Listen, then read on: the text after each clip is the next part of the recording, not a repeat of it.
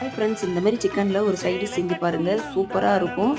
சிக்கனை வந்து 1/2 கிலோ எடுத்து நல்லா கழுவி வச்சுருக்கேன். இதில் காரத்துக்கு ஏற்ற மாதிரி மிளகாய்த்தூள் போட்டுக்கோங்க, மஞ்சள் தூள், தனியாத்தூள், மிளகும் ஜீரகமும் அரைச்சி வச்ச பவுட்ரு, வறுத்து அரைக்கணும், அப்போ தான் சூப்பராக இருக்கும். அதுக்கப்புறம் கரம் மசாலா தூள், எலுமிச்சம்பழம், அரை எலுமிச்சம்பழம் புழிஞ்சு விட்டுருக்கேன், உப்பு தேவையான அளவு, இஞ்சி பூண்டு விழுது 1 ஸ்பூன், 2 ஸ்பூன் ஆயில் போட்டு நல்லா மிக்ஸ் பண்ணி விட்டு ஒரு 1/2 மணி நேரத்துக்கு ஊற வச்சுருங்க சிக்கனை.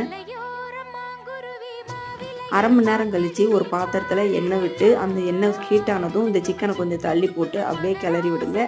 கிளறி விட்டுட்டு ஒரு மூடி போட்டு 5 நிமிஷத்துக்கு விட்டுருங்க. 3 நிமிஷம் கழித்து பார்த்தோம்னா நல்லா தண்ணி விட்டு சிக்கன் நல்லா வெந்துட்டுருக்கும்.